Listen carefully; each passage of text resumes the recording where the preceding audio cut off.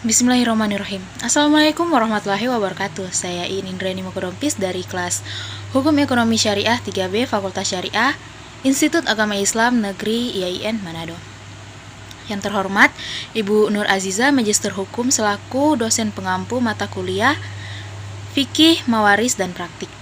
Baiklah, saya akan mempresentasikan jurnal yang merupakan hasil dari penelitian saya dengan judul Pendapat Ustadz di Desa Tobongon mengenai pembagian harta warisan 1:1 antara laki-laki dan perempuan.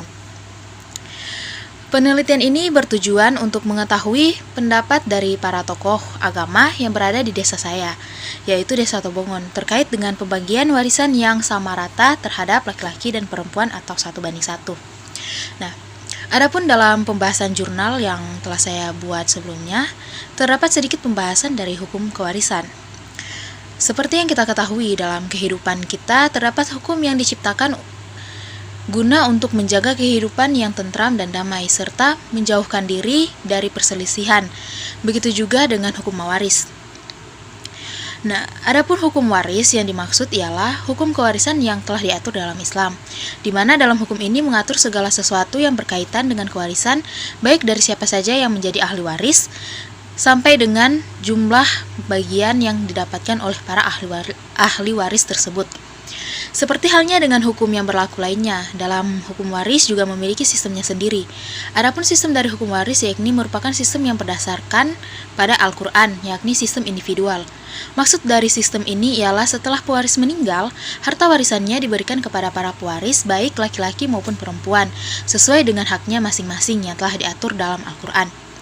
Adapun yang berhak menjadi ahli waris ialah yang termasuk dalam ahli waris zawil furud dan juga ahli waris zawil arham.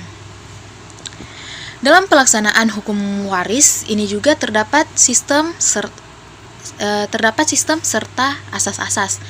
Nah, adapun asas-asas dalam hukum waris ini seperti asas keadilan, asas isbari, dan juga asas bilateral. Dalam pembahasan kali ini berkaitan erat dengan asas keadilan.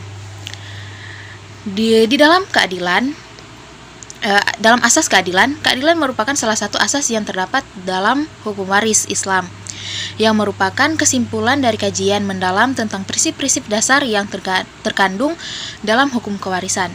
Adapun hal yang paling menonjol dalam pembahasan keadilan ini yakni mengenai sama-sama dan saling mewarisi antara laki-laki dan perempuan, serta perbandingan 2:1 antara porsi laki-laki dan juga perempuan. Lalu bagaimana jika kita melakukan pembagian harta warisan yang sama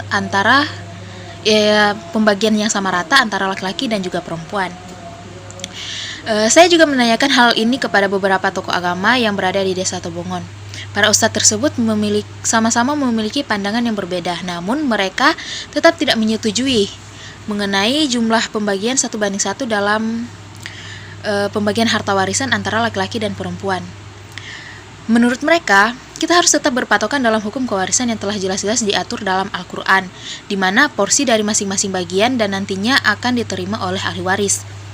Walaupun dalam pelaksanaannya terdapat pemikiran yang meminta untuk memberikan jumlah pembagian harta warisan antara laki-laki dan perempuan itu haruslah sama besar, yang sebelumnya 2:1 menjadi 1:1, kita harus tetap kembali lagi kepada hukum dari kewarisan itu. Di mana jika pemikiran ini hanyalah meminta keadilan untuk perempuan, hal tersebut tidaklah dapat dibenarkan sebab antara perempuan dan juga laki-laki terdapat tanggung jawab yang berbeda.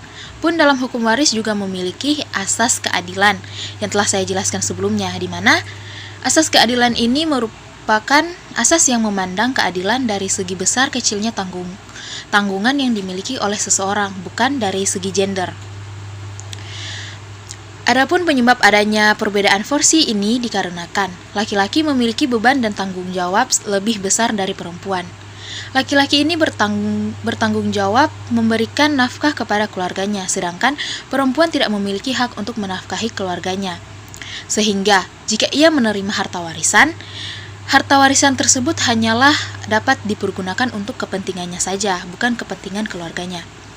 Kecuali dalam menjalankan kehidupannya, perempuan ini terpaksa menjadi kepala keluarga dan harus menanggung beban dan tanggung jawab keluarganya, maka tidak sepatutnya porsi pembagian harta warisan disamaratakan. Karena hal ini bisa saja dibatalkan dalam pengadilan karena melanggar hukum yang telah ada. Salah satu jalan keluar yang dapat dilakukan ialah tetap memberikan bagian harta warisan kepada laki-laki dan perempuan 2:1. Kemudian, pihak laki-laki yang menerima harta warisan lebih banyak, ia dapat memberikan atau mengibahkan sedikit dari harta warisan yang ia dapatkan kepada perempuan guna untuk membantu perempuan tersebut dalam memenuhi beban serta tanggung jawabnya.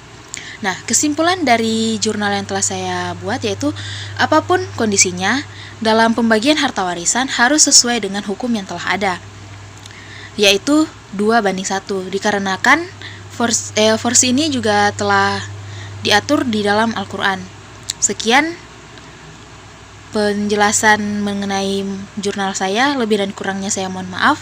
Wabillahi taufik wal hidayah. Wassalamualaikum warahmatullahi wabarakatuh.